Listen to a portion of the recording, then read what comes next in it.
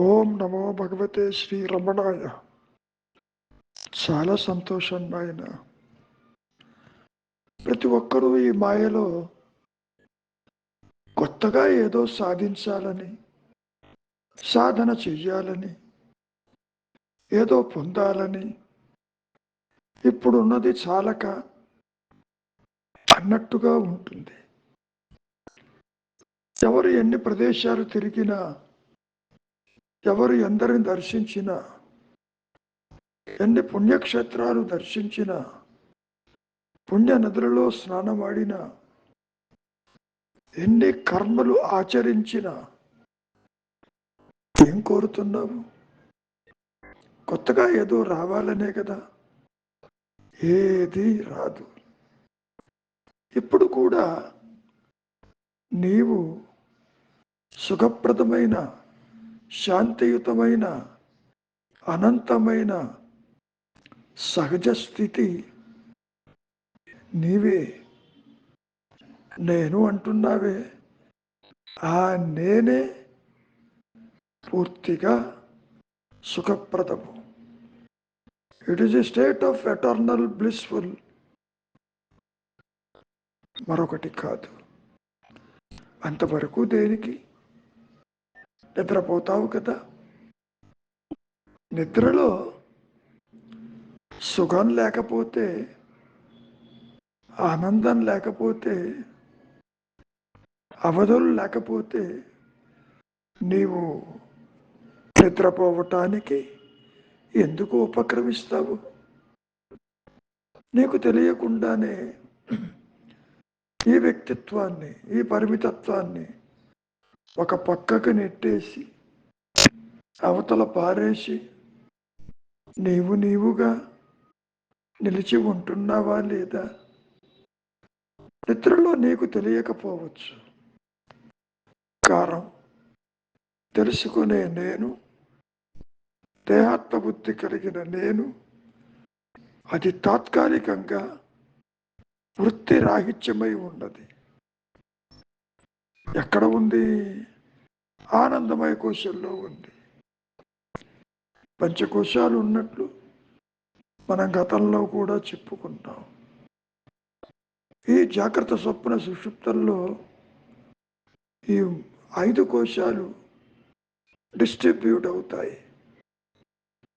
కోశాలు అనేది ద్వైత స్థితిలో, మాయలో చెప్పుకునే కొన్ని విశేషాలు మాత్రమే.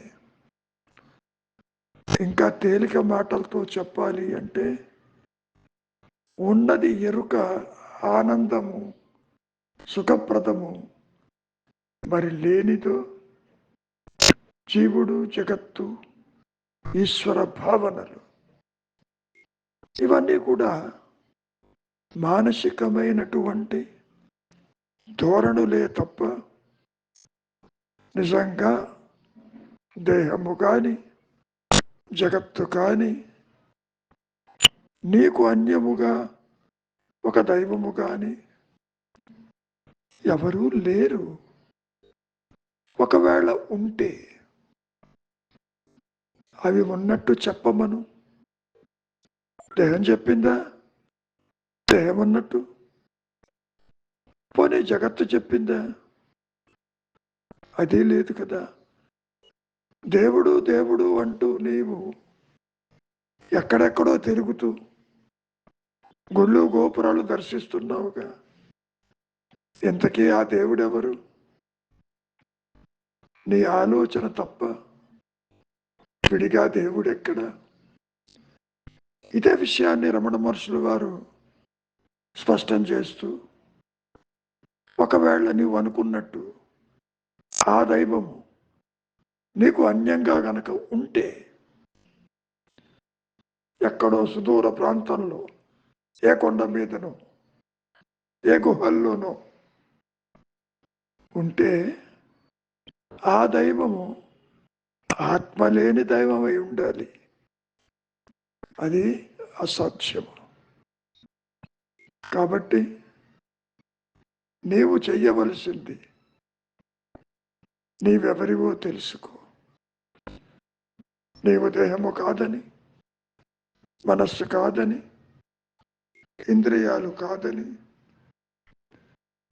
ఎప్పుడైతే నీవు నిశ్చలమైన మనస్సుతో నిలిచి ఉంటావో, ఆ నిద్రాస్థితిలో ఉన్నటువంటి సుఖం ఏదైతే నీవు పుట్టక ముందు కూడా అదే ఉందిగా,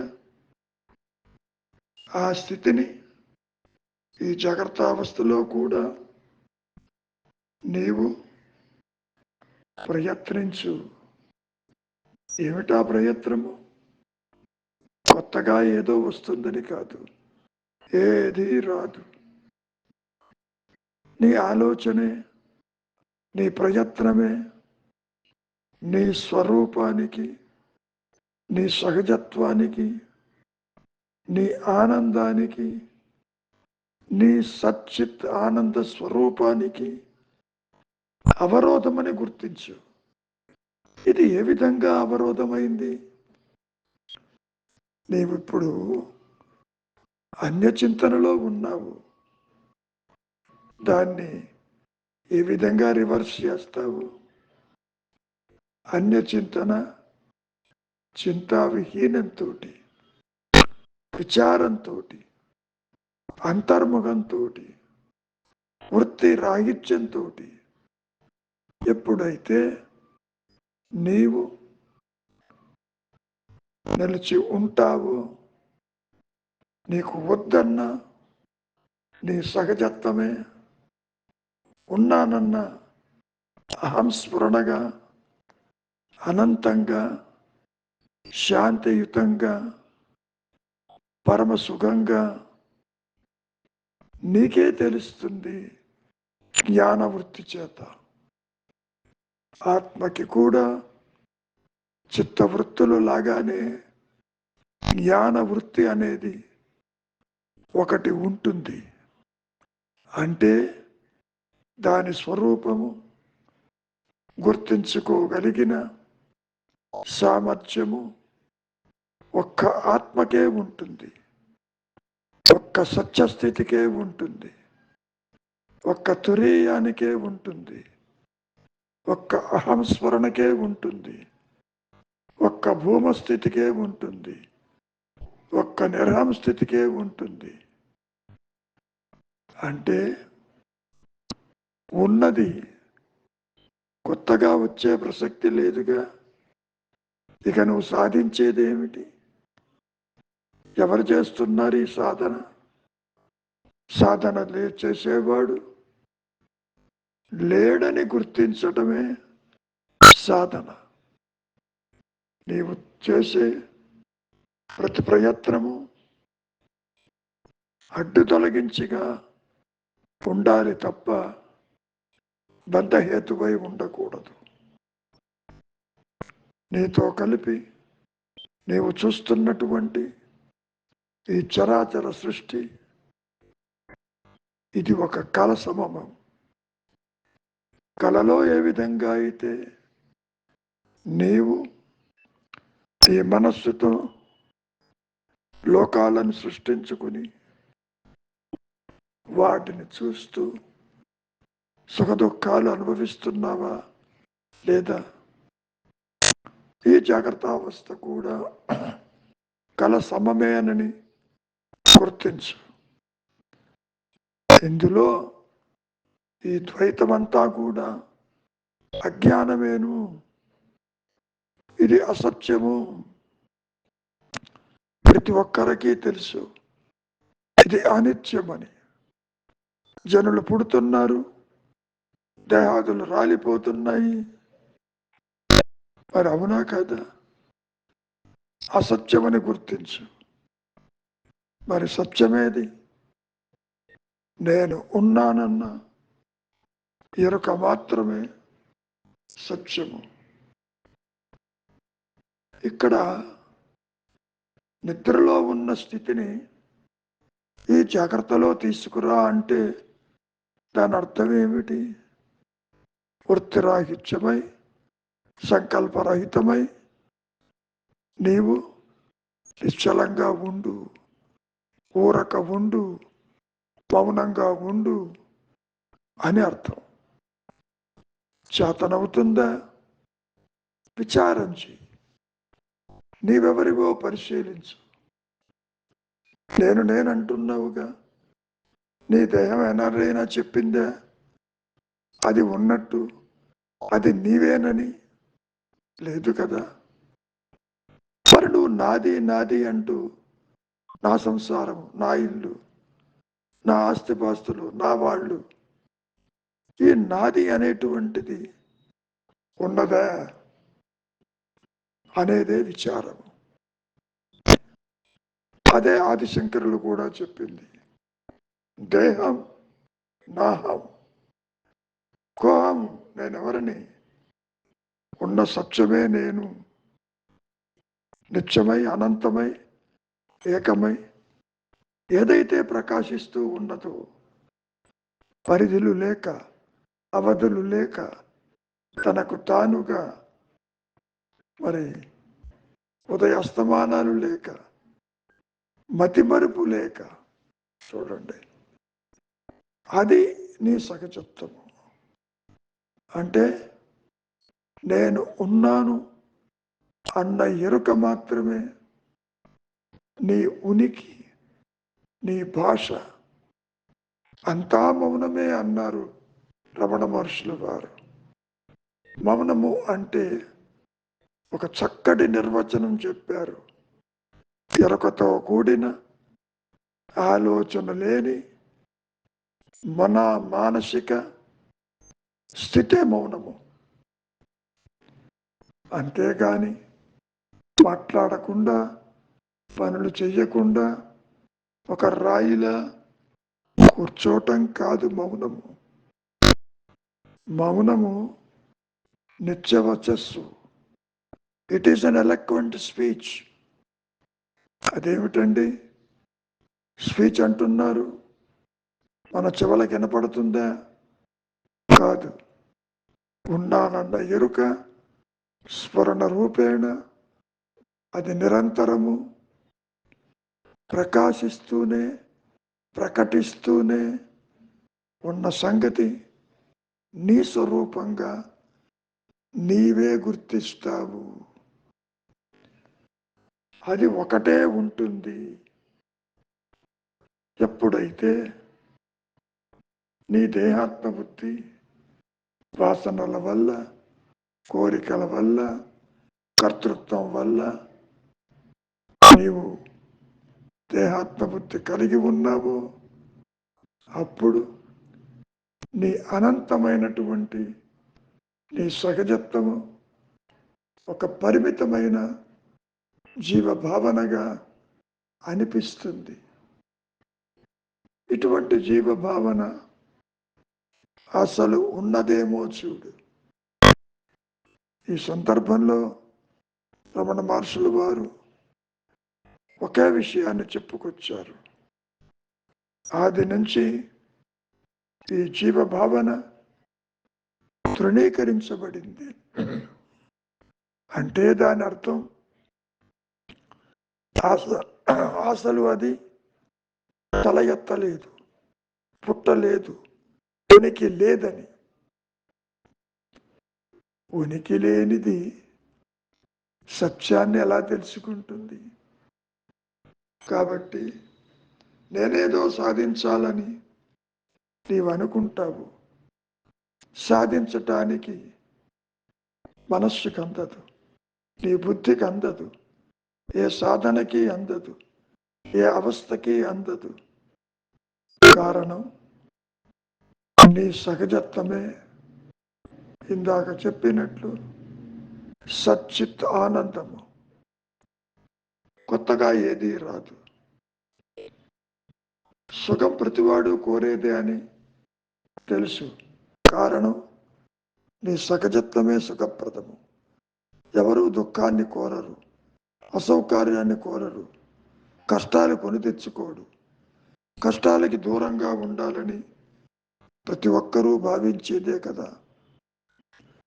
ఎక్కడ తిరిగినా, ఏది సంపాదించినా, ఏ ఇంద్రియ వ్యాపారములతో నీవు సుఖాన్ని అనుభవిస్తున్నావని అనుకున్నా నీ యొక్క search for happiness in this world is an annoying search of the self అంటూ చెప్పుకొచ్చారు.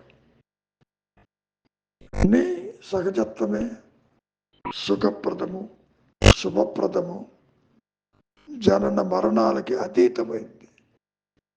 ఈ సందర్భంలో రమణ మహర్షులు వారు ఒకే విషయం చెప్పారు, నేను పుట్టలేదని తెలుసుకో. వ్యక్తిత్వంగా చూసిన వ్యక్తిత్వానికి పుట్టుక లేదని, ఆత్మపరంగా జ్ఞానపరంగా నీవు చూసిన ఆత్మకి పుట్టుకే లేదని, నీవు అనంతుడివి, జ్ఞానమయుడివి, సుఖప్రదము తప్ప మరొకటి లేదు. అది నీకు కొత్తగా వచ్చేది కాదు. ఈ అహంకారము పుట్టక ముందు కూడా నీవు అదేను. దేహం పుడితే పుట్టింది, పుట్టిన దానికి మరణము తప్పదు, అది అనివార్యమని కృష్ణ పరమాత్మ గీతలో కూడా అర్జునుడితో ఇదే విషయం చెప్పటం జరిగింది.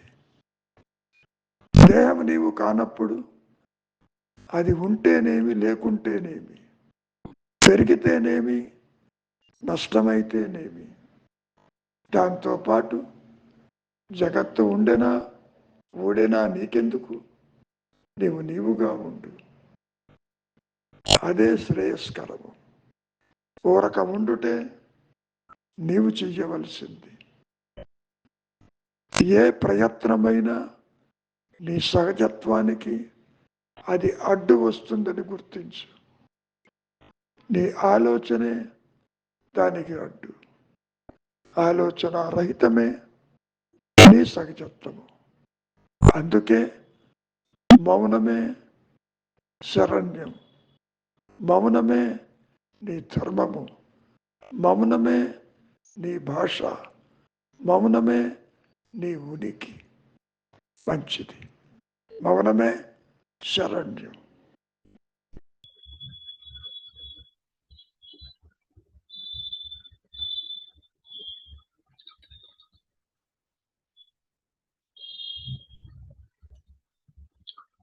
ఏమైనా డౌట్ ఉంటే అడగచ్చు. ఏమాట అనుకుంటుంది కదమ్మా, చూడు. ఇప్పుడు గురుగారు ఓకే, ఎవరు లేరు కాబట్టి మొదలుపెట్టు. డౌట్లు అడిగే వాళ్ళు ఎవరున్నారు? లేరు. గురుగారు, ఏమి సాధించవలనని నీ ఉద్దేశ్యం? చెప్పమ్మా నువ్వు.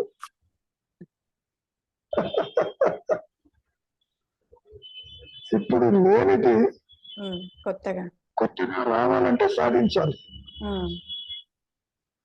కాబట్టి నువ్వు ఎందుకు పూజలు చేస్తున్నావు, ఎందుకు యాత్రలు చేస్తున్నావు, ఏది కొత్తగా రావాలనుకుంటున్నావు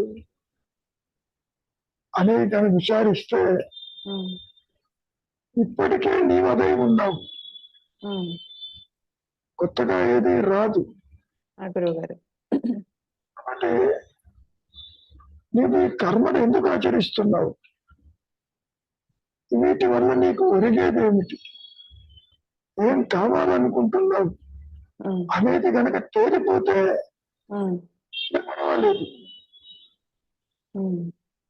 కాబట్టి కొత్తగా ఏం రావాలనుకుంటున్నావు? ఉన్నది ఏదో అది తెలియట్లేదు కాబట్టి అది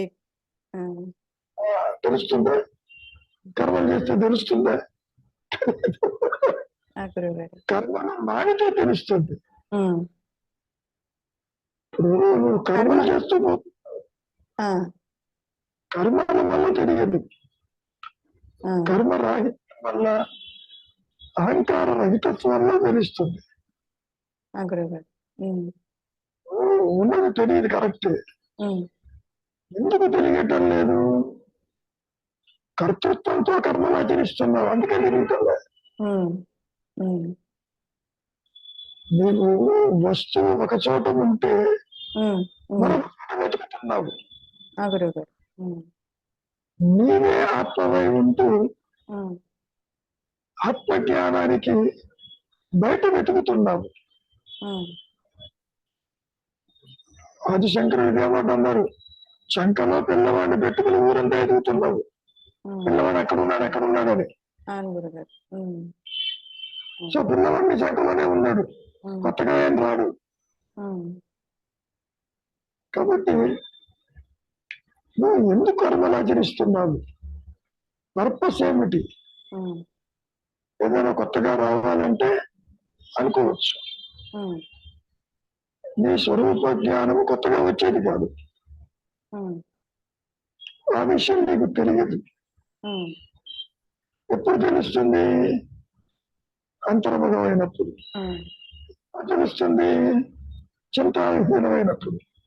ఉపదేశ సారమంతా అదే. ఆ గురుగారు. ఉమ్, ఏమా? ఆ గురుగారు. ఉమ్, కాబట్టి కర్మల వల్ల నీ స్వరూపం తెలియదు, ఉమ్, కర్మ సన్యాసం వల్ల తెలుస్తుంది. ఉమ్. సన్యాసం అంటే రాజ్యానికి పోకపోవడం. పోకుండా ఉండడం. ఉమ్, ఉమ్. చదువు ఇంకేమన్నా ఉందా? సుఖం ప్రతివాడు కోరేదే. రోజు నిద్రలో నీకు సుఖం రాసిపెట్టే ఉంది. ఆ స్థితిని జాగ్రత్తలో కూడా నిలుపుకో, యత్నించు, అది చాలు. రాసి పెట్టే ఉంటుంది ఏమిటి? ఎవరు రాశారు? ఏమైనా డాక్యుమెంటా? గురుగారు. ఇక్కడ రాసి పెట్టే ఉందంటే నీవే అదే ఉన్నావు అని అర్థం. ఆ, ఆ గురుగారు. ఉమ్. అంటే నీ సహజ స్థితి అదే అన్నాడు. రాసి పెట్టి ఉన్నది అంటే ఉమ్, ఏదో కొత్తగా ఏదో వస్తుందని కాదు రాయడం అంటే. ఉమ్, నేను అంటే ఆత్మేనని, ఉమ్, ఆ నేను ఇప్పుడు కూడా ఉండదని, ఉమ్, కొత్తగా వచ్చేది కాదని, నీ సుఖమైనటువంటి ఆత్మస్థితి ఆల్రెడీ రాసిపెట్టి ఉందని. రాసిపెట్టి అంటే నీవు అదేనని చెప్పడం. అదేనండి. ఆ గురుగారు. ఉమ్, కాబట్టి ఆ, నీవు చెయ్యటానికంటే ఏదీ లేదు. ఉమ్, సమస్య ఎక్కడొస్తుంది? అహంకారాన్ని పెట్టుకుంటూ ఎక్స్ట్రాగా ఏదో వస్తుంది అనుభవిద్దాం అనుకుంటాం, అక్కడ వస్తుంది సమస్య. ఉమ్, ఇప్పుడు ఉన్నదాన్ని వదిలిపెట్టడానికి ఇష్టపడదు. ఉమ్. ఏమా? ఆ గురుగారు. ఉమ్, దీన్ని రీటైన్ చేస్తూ ఎక్స్ట్రా కావాలంటావు. ఉమ్, అందుకనే all your efforts are failed. Correct. నేను ఎంతో సాధన చేశాను, ఉమ్, నాకు ఆత్మప్రకాశం కాలేదు అనటానికి కారణం రిటైనింగ్ ది అహంకారం, ఉమ్, రిటైనింగ్ ది వ్యక్తిత్వం. ఉమ్. దీన్ని వదులుకోవటానికి ససేమిరా ఇష్టపడటం లేదు. అంటే అక్కడ నిశ్చల స్థితికి వచ్చినా కూడా అక్కడ అహంకారం ఉంటుందా గురుగారు? అది గ్యారంటీగా ఉమ్, నిశ్చల స్థితి అయినా, నిద్రాస్థితి అయినా, ఉమ్, వృత్తిరాహిత్యమైన తాత్కాలికంగా నీవు ఆలోచించలేదు, ఉమ్, ఆలోచించేవాడు ఉన్నాడు అక్కడ. ఉమ్, ఎప్పుడు కావాలన్నప్పుడు తిరిగి ఆలోచించి బయటపడతావు. ఉమ్, ఉమ్. చెప్పలేదు. ఆలోచించేవాడు. ఆ గురుగారు. నిశ్చల స్థితి, అనిశ్చల స్థితి ఉమ్, రెండు కూడా మనస్సుకి సంబంధించింది. ఉమ్, ఆలోచించటము, ఆలోచించకపోవటము, ఉమ్, ఆలోచించని వాడొకడు ఉన్నాడు అక్కడ. ఉమ్, కష్టం కాలేదు. ఉమ్, ఉమ్, చెప్పుకోవటానికి అనుకూలమని ఆదిశంకరులు నిశ్చల తత్వే జీవన్ముక్తి అన్నారు. జీవుడికి ముఖ్య నిశ్చలత్వంలో ఉందని. ఉమ్, నిజానికి నిశ్చలత్వం ఎందుకంటున్నారు? ఉమ్, వృత్తిరాహిత్యమైన మనస్సు అదృశ్యమైపోతుంది, ఉమ్, తన సహజత్వమే ఉంటుంది, అనుగ్రహం చేత ప్రకాశిస్తుందని రమణ మహర్షుల వారు ఇంకొంచెం యాడ్ చేశారు అంతే. ఉమ్, ఇక్కడ అనుగ్రహం అన్న పదం ద్వైతంలో చెప్పుకునే ఒక అనుకూలమైన మాట. ఆ! గురువుగారు. అదృష్టము, అనుకో అది అనుగ్రహము, దైవ కృప ఇవన్నీ. ఏమ్మా గురువుగారు. చూడు ఇంకా ఆయన ఉందే. అంతే గురుగారు. ఇది అహంకారం గురించి కూడా నేను అనే అహంకారం, నేను అనేది కూడా శంకరులు కూడా చెప్పలేరు గురుగారు. అంటే భగవాన్ రమణ మహర్షి భగవాన్ చెప్పినంతగా ఆయన చెప్పాడమ్మా, ఆ, దేహము నీవు కాదు, దేహము నాహము కోహం ఎవరు చూడమన్నాడు. ఇది ఒక చిచ్చర గ్రంథి అన్నాడు, ఒక ముడి అన్నాడు, లేనిది ఉన్నట్టుగా కనపడుతుంది అన్నాడు. అట్లా శంకరాచార్యుల వారు సర్వశాస్త్రాలు చదువుకున్నాడు. రమణ మనిషికి శాస్త్ర జ్ఞానం లేదు, అనుభవ జ్ఞానం ఉంది అంతవరకు. ఆయనకి గురువు ఉన్నాడు భౌతికంగా, గోవింద భగవత్పాదులు వారు. ఈయనకి గురువు అంటే ఎవడు లేడు, నా ఆత్మ గురువు అన్నాడు. నేను అదే అంటాను మళ్ళీ మాట. కాబట్టి there is a lot of difference between Shankara approach and the Ramana Maharshi approach. అంటే ఇప్పుడు భగవాన్ కూడా నా అప్ప అని వెళ్తాడు కదా గురువు గారు, నా తండ్రి అని చెప్పేసి అని. నిజమేనమ్మా, ఎప్పుడు తగ్గ మీద మనసుతో వచ్చాడు ఇక్కడికి. 16 సత్యం తెలిసాక తిరువన్నామలో వచ్చి ఎవరో ఇంటికి వచ్చారు, అరుణాచల చక్రవర్తి. ఎక్కడి నుంచి వస్తే అరుణాచలం అన్నాడు. తనలో ఒక ప్రేరణ వచ్చింది, వదిలిపెట్టేశాడు, బయలుదేరి వచ్చాడు, అన్ని పారేశాడు, చిల్లర గిల్ల కాలంలో పడేశాడు. మీ దగ్గరికి వచ్చాను, you take care of me అన్నట్టుగా తనలో చెప్పుకున్నాడు వచ్చి. So is a total surrender to the almighty. అరుణాచలమే రావాల్సిన పని లేదు. అంటే నేను అడిగే క్వశ్చన్, ఇప్పుడు సాక్షాత్తు నా తండ్రి అంటున్నాడు అంటే ఈశ్వరుడినే తండ్రి అంటున్నాడు కదా, అంటే భగవాన్ అక్కడ దైవాన్ని చూస్తున్నాడు కదా అక్కడ. ఇప్పుడు లేదమ్మా, ఆత్మని భగవంతుడి రూపంలో చూస్తున్నాడు. నీవు దేవం అనుకోవచ్చు కానీ నేను నా ఆత్మని అరుణాచలేశ్వరుడు అనుకుంటే నీకే ఇబ్బంది అన్నాడు. కాబట్టి అరుణాచలేశ్వరుడు ఆత్మను చూస్తున్నాడు. ఒక గురువుగా చూస్తున్నాడు, ఆత్మే గురువు. అలా కాబట్టి అప్పానే వచ్చాను నీ దగ్గరికి. ఎందుకని భౌతికమైన దేహంతో వచ్చాడు ఇక్కడికి. ఆయనకి ఎక్స్ట్రా ఏం అక్కర్లేదు. అక్కడ కర్మలో ఉండబట్టి ప్రారంభంలో వచ్చాడు అక్కడికి. వచ్చిన వాడప్ప వచ్చాను, యూ టేక్ కేర్ ఆఫ్ మీ అన్నాడు. వచ్చినా రాకపోయినా ఆత్మ వేస్తే నాలుగు కేర్. ఇక్కడికి రావటం వల్ల ఆయనకి ఎక్స్ట్రా ఒరిగింది ఏం లేదు, ఆత్మలో మార్పు లేదు. మరి రోజు ఎందుకు గిరి ప్రదక్షిణ చేసేవారు? ప్రోగ్రామ్ లో ఉంది కాబట్టి. ఆత్మని కొండగా భావిస్తున్నాడు, కర్మలో ఉంది, తిరుగుతున్నాడు. ఆయన తిరిగాడు కదా, నువ్వు తిరిగితే ఉపయోగం లేదు. ఏమా ఆయన అవుట్లుక్ లో చెప్పండి గురుగారు. ఆయన దృష్టిలో ఆత్మే అరుణాచలేశ్వరుడు. సో భౌతికంగా దేహం ఉన్నది, కర్మ ఉన్నది, తిరుగుతున్నాడు. సంకల్పించి తిరగడం లేదు. సంకల్పం లేకుండా తను తిరుగుతున్నాడు. ఎందుకని? ఇంకేదో ఎక్స్ట్రా వస్తుందని, పుణ్యం వస్తుందని తిరగడంలే, మోక్షం వస్తుందని తిరగడంలే.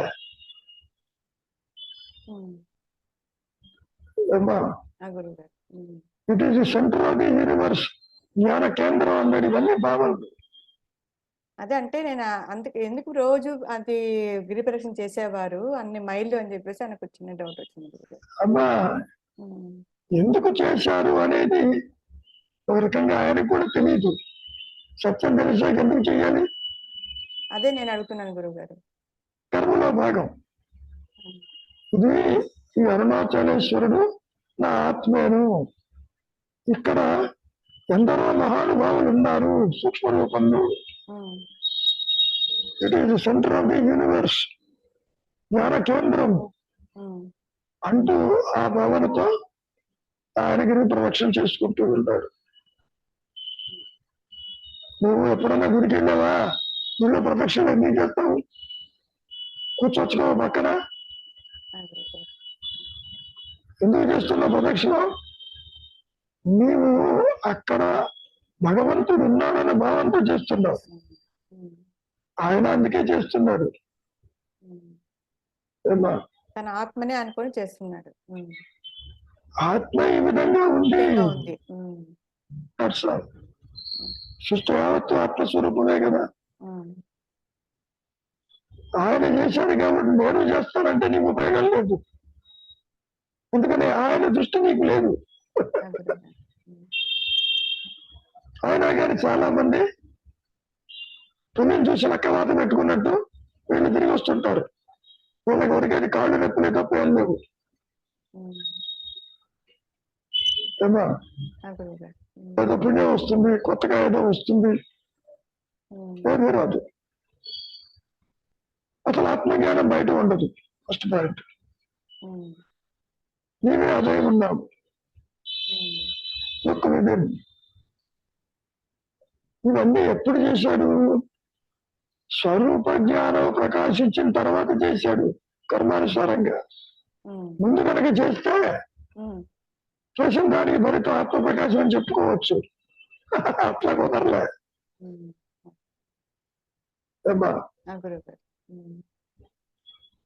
ఆయన భావనతో ఆయన అవుట్లుక్ లో చెప్పారు, this is the centre of universe, ఇది జ్ఞాన కేంద్రం. అంతకంటే ఏమీ లేదు. జ్ఞానానికి కేంద్రం ఏంటి? సృష్టి లేకపోతే అక్కడ జ్ఞానం అనేది it is amending expanded consciousness. అది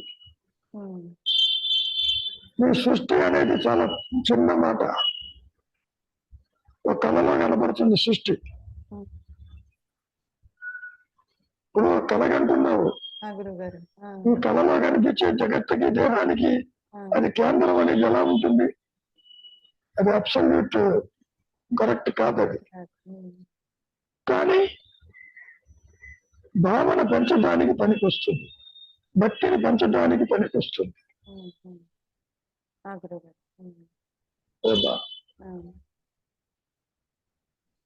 మొత్తం చదవడం అయిపోయిందా గిరి ప్రదక్షిణ?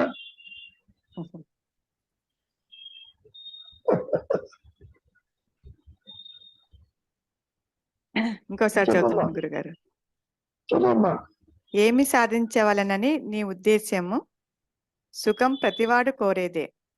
రోజు నిద్రలో నీకు సుఖం వ్రాసి పెట్టే ఉంది. ఆ స్థితిని జాగ్రత్తలో కూడా నిలుపుకో, యత్నించు, అది చాలు. ఇవన్నీ కూడా నిలుపుకో, యత్నించు, చాలు, ఇవన్నీ ద్వైతంలో చెప్పుకునే మాటలు. నీ ప్రయత్నం వల్ల ఆత్మ ప్రకాశించదు. సూచించడం బాగానే ఉంది. నిద్రలో ఉన్నదే ఇక్కడ ఉన్నది, జాగ్రత్తలో నిద్రపో, జాగ్రత్త సుషుప్తి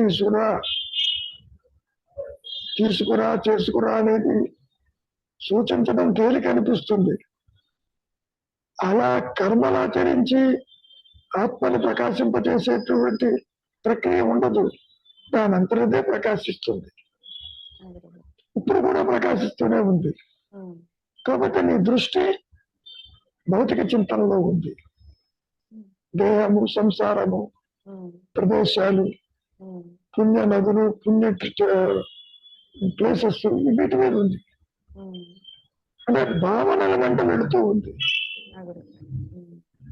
సో భావ శూన్య స్థితికి రావాలి. నువ్వు నిద్రలో ఉంది ఇక్కడ తీసుకురా అంటే నిద్రలో ఉందో తెలియదు, తీసుకొచ్చే క్వశ్చన్ లేదు. నువ్వు కలగంటావు, ఎక్కడో ఏదో బంగారం దొరుకుతుంది నీకు, దొరికిందిగా తీసుకురామంటే తేగలవా?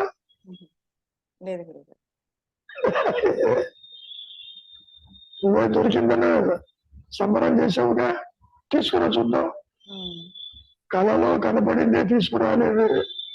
నిద్రలో ఉన్నది, తుర్యంలో ఉన్నది ఎలా తీసుకురాగలరు? చెప్పడం బాగానే ఉంది. జాగ్రత్త సుశక్తి.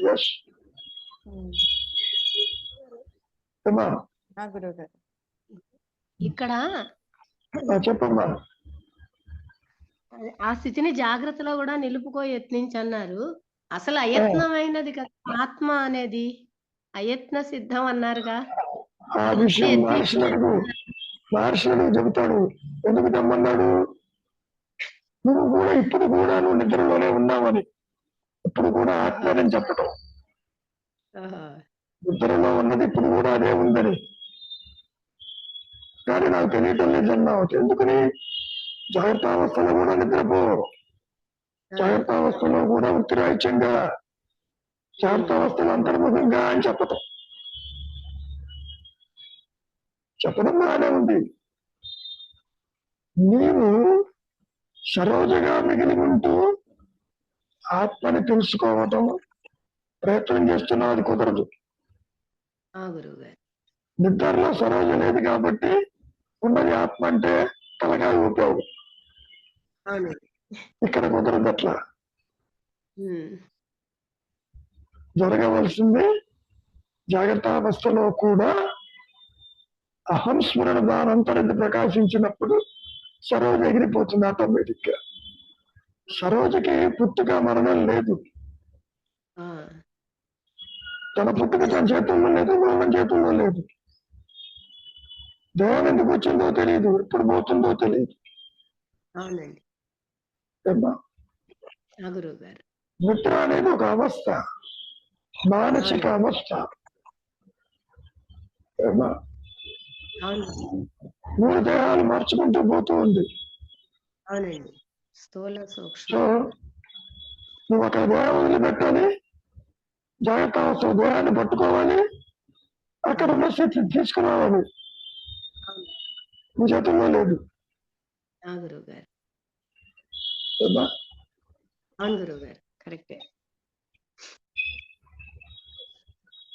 ఇంకా ఆయన ఉందా? శ్రీనివాసరావు గారు.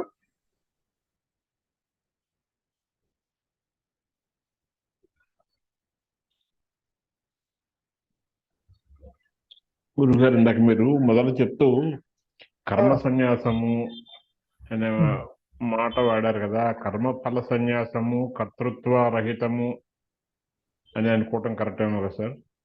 అంతేగా. కర్మను మాటం లేదు కదా, కర్మ చేస్తూ ఉండాల్సిందే, చేస్తూనే ఉంటాడుగా. కర్మ కర్తృత్వ త్యాగం, కర్మ ఫల సన్యాసం, అంతే కదా? అంతేగా. మరి కర్తృత్వం ఉన్నంత వరకు కర్మ ఉంటుంది. అవును.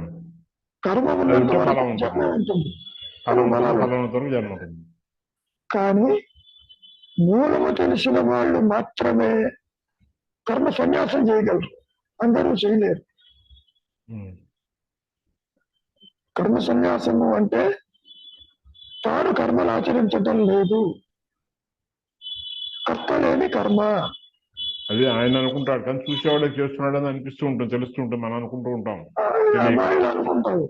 మాయలో మనం అనుకుంటాం వాళ్ళన్నీ చేస్తున్నారు. అది కాబట్టి ఆయన తిరిగాడు కాబట్టి నేను తిరుగుతాను, తన వల్ల ఉపయోగం లేదు.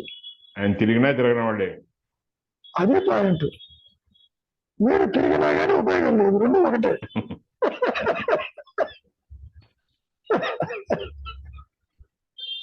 ఆయన విరుచుత్తూ తిరిగినా తిరిగిన వాడు, మీరు తిరిగినప్పటికీ ఆత్మప్రకాశం కాని వాడు. అవును. అమ్మా, నువ్వు తిరిగినా వద్దంటలే, ఎవరు వద్దరు, కర్మల మరి ఆపవండు. కానీ ఏదో ఆశిస్తున్నావు, తిరగడం వల్ల ఆశిస్తున్నావు. లోపల ఆత్మజ్ఞానం ఉంటే బయట తిరుగుతా అంటావేంటి?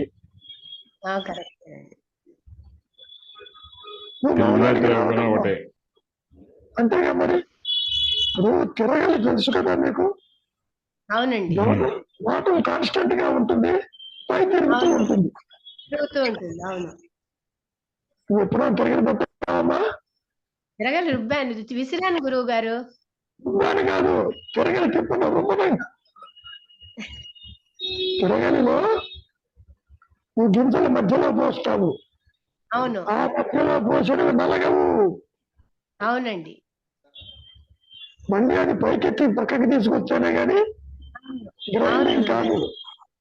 అవును.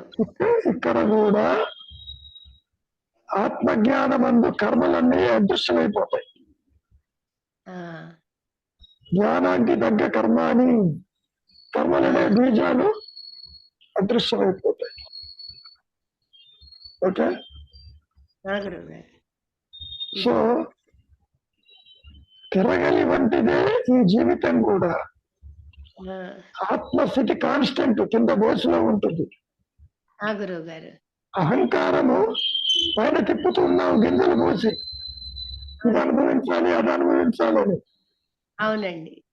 కానీ ఆ గింజల్ని నలిపే స్టేజ్కి తీసుకురావటం సెంటర్లోనే ఉంటున్నాయి అవి. అందుకే పునర్విమరణం పునర్విచరణం. అవునండి, కరెక్టే, అర్థమైంది గురువు గారు.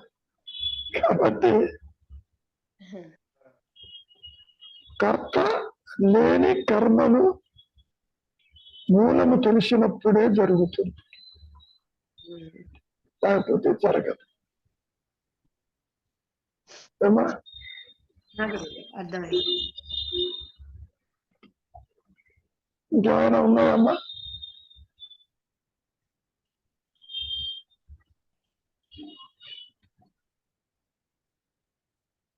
చెప్పండి శ్రీనివాసరావు గారు.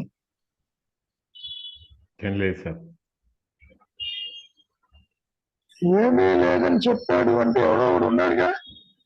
చెప్పేవాడు ఉన్నాడండి, లేదు అని చెప్పేవాడు ఉన్నాడు. కాబట్టి లేదని చెప్పేవాడు ఉన్నాడేమో చూడటమే అప్రోచ్, విచారం. విచారం. That's all. ఏది ఏమైనా ఉన్నాడు లేడు అనేటువంటి సందిగ్ధత పోగొట్టం ఒక స్వరూప జ్ఞానంతోనే జరుగుతుంది. ఎందుకనంటే ఒకటే నేను ఉంటుంది, ఆ నేను ఈ విధంగా కనపడుతుంది. ఎప్పుడు దేహాత్మ బుద్ధి జనించినప్పుడే కనపడుతుంది, లేకపోతే కనపడుతుంది. ద్వైతం ప్రకాశించినప్పుడే కనపడుతుంది, లేకపోతే కనపడుతుంది. నిద్రలో నీకు అన్యత్వం లేదు, అందుకని కనపడటంలే. జగత్తు సంసారం ఇది కనపడదు. కానీ నువ్వు అనుకున్న రీతిలో అహంకారం ఉండదు అక్కడ, ఇన్ డిఫరెంట్ ఫామ్ ఉంటుంది. నీ దేహాన్ని కనపడదు, అయినా నువ్వు ఉంటావు. దేహం ఎక్కడుందో తెలియదు, ఉందో పోయిందో కూడా తెలియదు. కానీ మేల్కొనేసరికి ఏ స్థితిలో ఎక్కడ పడేసి వచ్చావో దేహం, అక్కడి నుంచి మళ్ళీ స్టార్ట్ చేస్తావు. ఏమ్మా? ఇప్పుడు మాత్రం నువ్వు గాలి పీలుస్తున్నావా? It is the higher power that takes care. ఇప్పుడు కూడా దేవ పరిరక్షణ అది చూసుకుంటుంది. నువ్వు నిద్రపోతున్నా, కలగంటున్నా, పరిగెడుతున్నా, గిరి ప్రదక్షిణం చేస్తున్నా, దేహాన్ని ఎవరు చూసేది? It is that higher power. ఏమ్మా? కాబట్టి నువ్వేం చేయాలి? Either you surrender. సరెండర్ అని ఎందుకంటున్నారు? ఇంకా నువ్వు వ్యక్తిత్వాన్ని పట్టుకు వేలాడుతున్నావు కాబట్టి, లేని వ్యక్తిత్వాన్ని పట్టుకున్నావు. నీవు కాని దానితో ఐడెంటిఫై అవుతున్నావు. స్థూల సరెండర్, శరణాగతి తప్ప వేరే మార్గం లేదనిపిస్తుంది గురుగారు. ఎందుకంటే ఈ మనస్సు కూడా విచారణ ప్రయాణం చేయలేదు, ఎక్కువ దూరం ప్రయాణం చేయలేదు. సరెండర్ అన్నా, అంతర్ముఖం అన్నా, చింతావిహీనమన్నా, వృత్తిరాహిత్యం అన్నా అంతా ఒకటే. లేనివాడు సరెండర్ ఏంటి? ఉనికి లేనివాడు సరెండర్ ఏంటి? ఉనికి లేదని తెలుసుకోవడానికి విచారం అన్నారు. ఇక్కడ అమ్మ దేని చెప్పటంలే, నేను బలానా అని చెప్పడం, నువ్వు అంటున్నావు ఆహా. ఇదే అన్నాగని. ఉమ్, ఉమ్, ఉమ్. అవును గురుగారు. దేహాదులు ఎన్ని ఉన్నా మాయలు అన్ని దేహాలతో వెళ్తాను. నువ్వు ఏ దేహం వదిలిపెట్టి వచ్చావు అక్కడికే పోతున్నావు. అవును అమ్మా అవును గురుగారు. నువ్వు మేలుకొని వచ్చేసరికి దేహం కనపడలేదనుకో, వెతుక్కుని మళ్ళీ ఇంకో దేహం కోసం వెళ్ళిపోతావు. You don't stop there. ఎందరో నిద్రలో కూడా పోయిన వాళ్ళు ఉన్నారు. దేహం వదిలిపెట్టి చాలా మంది ఉంటారు. ఇట్ ఇస్ నాట్ ఏ నిద్ర అనేది తాత్కాలిక మరణము, మరణము శాశ్వత నిద్ర. అదే గురుగారు, కాబట్టి అది ఇప్పుడు ఆ మనస్సు కూడా, అహంకారం కూడా ఆ ఒకసారి చెప్పారు, దాని పని దాన్ని చేసుకుంటే వెళ్ళిపోతా ఉంటుంది. ఎందుకంటే అది విచారణకి ఎంతవరకు అది తీసుకెళ్తుంది గురువుగారు? తీసుకోపోదు కదా అది. అమ్మ వాసనలు ఉన్నంత వరకు తిరుగుతూ ఉంటుంది. మీ చేతిలో డబ్బులు ఉన్నంత వరకు యాత్ర చేస్తూ ఉంటావు. డబ్బులు అయిపోతే ఏం చేస్తావు? కూడబడతావు. ఇక్కడ అంతే. వాసన అంతరించిపోతే కర్మ ప్రభావం అయిపోతుంది. వెంటనే నువ్వు అదే వదిలిపెట్టేస్తావు. ఇంకా కోరికలు ముందు ఉంటాయి, ఆగామి సంచితలు. అవి మళ్ళీ ప్రార్థనలో చేరి కొండకు మరణం, పొరణకు జన్మం. ఈ మాయలు మళ్ళీ ఇదే రూపం రావాలని లేదు. సృష్టిలో ఏదైనా రావచ్చు. మాయలు ఇవన్నీ మాయ మాటలే. పుట్టుక లేదు, మరణం లేదు. ఏం చెప్పిందా పొరపాటునైనా? నేను పుడుతున్నాను, పోతున్నాను, నాకు ఇది కావాలి అది కావాలి అని చెప్పలే. నువ్వు చెబుతున్నావు.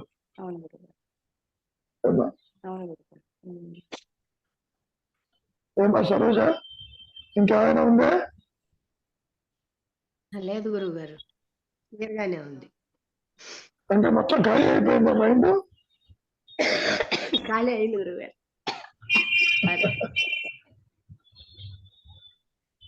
విచారిస్తే మనస్సే లేదు. ఆ గురువు గారు, ఏ మనస్సు అయితే సంకల్పరహితం అవుతుందో ఆ మనస్సే ఆత్మగా ప్రకాశిస్తుంది. అది విశేషం. రెండు నేను లేవు. దీనికి ఒక మంచి ఉదాహరణ చెప్పారు. ఒక గదిలో అన్ని సామాన్లు వేసి ఉన్నాయి. మీకు స్పేస్ కావాలి, స్పేస్ బయట నుంచి రాదు. సామాన్లు బయట పారేస్తే స్పేస్ అక్కడే ఉంది. ఇక్కడ కూడా చింతావిహీనం ఈ ఆలోచనల్ని దూరం చేస్తే అక్కడే నేను ఉన్నానన్న ఎరుక ఉన్నది అని చెప్పటం. ఇంకో రహస్యం ఏంటంటే, నీవు ఎరుకని గుర్తించడం కాదు, ఎరుక ప్రకాశంలో నీవు లేకుండా పోతావు. Most important thing. ఎరుక ప్రకాశిస్తే అహంకారం ఎగిరిపోతుంది. అహంకారం ఉంటే ఎరుక అంతర్గతంగా ఉంటుంది, పడిపోతుంది. తెలియదమ్మా దానికి. ఈ రెండు ఆపోజిట్స్. అవునండి, చీకటి వెలుగులాగా అని చెప్పారు కదా. ఏమ్మా? చీకటి వెలుగులాగా అని చెప్పారు కదా. చీకటి ఉంటే ఉండదు, వెలుతురు వస్తే చీకటి పోతుంది. కాబట్టి వెలుతురికి చీకటిని గుర్తించదు. చీకటి వెలుతురంటే తెలియదు. దేహాత్మ వృత్తికి మూలము తెలియదు. మూలంలో ఉన్నటువంటి ఎరుకకి జీవుడు ఒకడు ఉన్నాడని తెలియదు. తనకు తాను ఉంటుంది.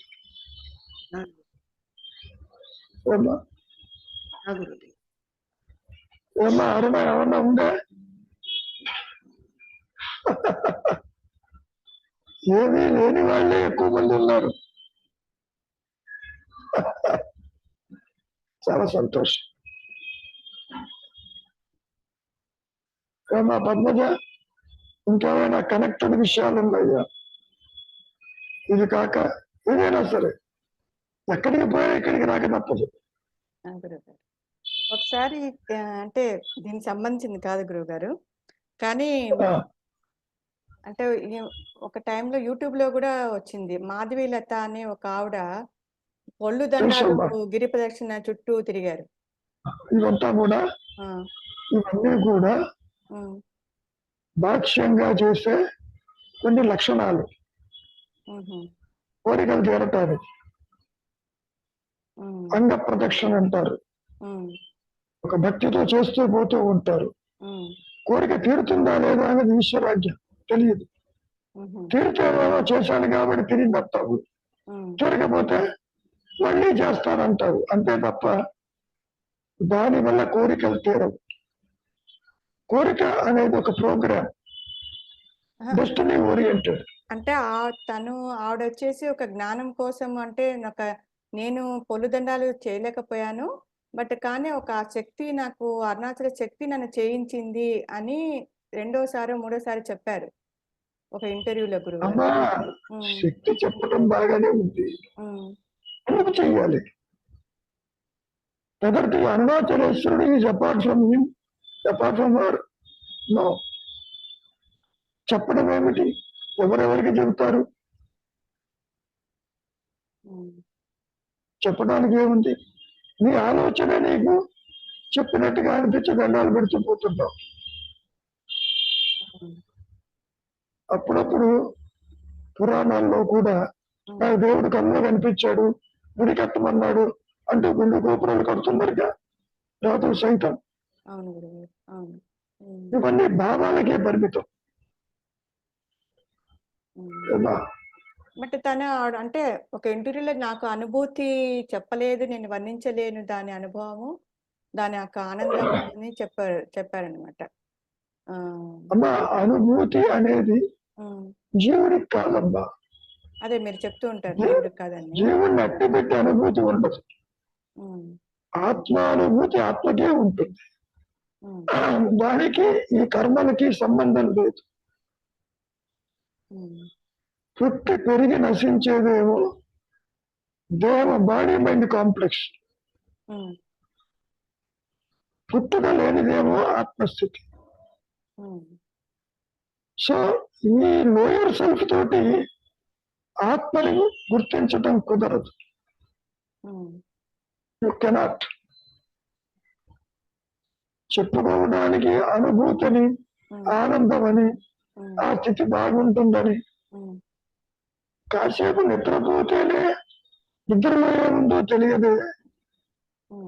ఆత్మస్థితిలో నువ్వు మిగిలి ఉంటావా? మిగిలి ఉండవు.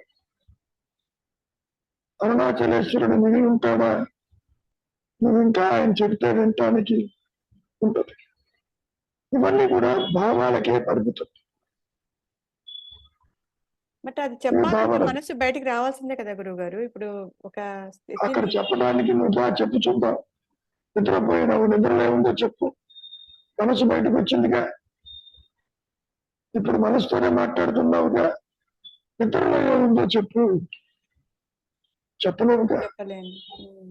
మరి నిద్రలో ఉన్నది చెప్పలేమే. తురియల్లో ఉన్న ఆత్మస్థితిని ఈ లేని అహంకారము, how it is going to fathom the depth of the reality? Impossible. మరి ఆ స్థితిని కొంతమంది నాకు ఆనందంగా ఉన్నాను, నేను ఆ బ్లిస్ ఫేస్ చేశాను, అనుభవించాను అని చెప్తున్నారే, మరి దేని ద్వారా చెప్పగలరు? మోసపూరితం. అది అనుభవించేవాడు లేడు అక్కడ. ఇప్పుడు తేనె బొట్టు నాలుగు మీద వేసుకున్నావు, తేనె బొట్టును అనుభవించేవాడు ఉన్నాడు ఇక్కడ. నీవే తేనైనప్పుడు అనుభవించేదెవడు? అన్యత్వం లేదు అక్కడ. ఆత్మానందాన్ని, స్వరూప జ్ఞానాన్ని అనుభవించాలంటే రెండు లేనులు ఉండాలి. అనుభవించే నేను, అనుభవించబడే నేను ఉండాలి. అది ఇంపాసిబుల్. అలా కుదరదు. ఇవన్నీ పబ్లిసిటీకి పనికొస్తాయి తప్ప ఎందుకు పనికిరావు. నిజమనుకుంటారు, అది కుదరదు. అంటే గురుగారు నేను అనేది ఇప్పుడు ఇప్పుడు మనకి ఒక చిన్న అనుభూతి అంటే ఇప్పుడు వంట రూమ్ ఉంది, వంట రూమ్ లో వంట చేస్తున్నాను, నేను హాల్లో ఉన్నాను, చేస్తున్నప్పుడు ఆ వాసన తాలూకు వస్తుంది. మనకు ఏదైనా వాసన వచ్చినప్పుడు అక్కడ ఏదో వాసన వస్తుంది కదా అని చెప్పేసి నేను మెల్లిగా వెళ్తాను, ఆ వాసన మూలంగా వెళ్తాను, ఎప్పుడు ఎప్పుడు వంట రూమ్కి వెళ్తాను. వెళ్ళినప్పుడు కాదమ్మా, ఆ, మేము ఇంకో పని చేస్తుంటే వెళ్ళలేము. ఇంకో అంటే ఉమ్, హోమం చేస్తూ పొగ దగ్గర ఉన్నావు, ఉమ్, పొగ మీద మాడిపోయేది నీకు తెలియదు, ముక్కు పొగ మీద ఉంటుంది, అదే తెలియదు. అదే నేనేమంటున్నానంటే లోకంలో ఇప్పుడు కూడా చెప్పు. ఇప్పుడు అదే వాసన పట్టుకొని నేను వంట రూమ్ లోకి వెళ్తున్నా, ఆ వాసన తాలూకా అనుభూతి అంటే కొంచెం నాకు అది వాసన తెలుస్తుంది. అలాగే ఇప్పుడు ఒక మనిషికి వచ్చే అనుభూతి కొంచెం ఉన్నా కూడా ఆ అనుభూతి తాలూకు అలా వెళుతూ వెళ్తూ ఉంటేనాక పూర్ణ జ్ఞానం సంపాదించవచ్చు కదా. అసలు జీవుడికి అనుభూతి ఉండదు, పావుకి అనుభూతి ఉండదు. తాడు అని దేవాత్మ బుద్ధి కలిగిన మాయా నేను ఈ పిశాచానికి ఇంద్రియ అనుభూతులే తప్ప ఆత్మానుభూతి ఉండదు. అంటే లేసా ఇసుక అంత కొంచెం కూడా అనుభూతి తాలూకులు అని ఉండవా గురుగారు? ఉండదమ్మా, ఉండదమ్మా.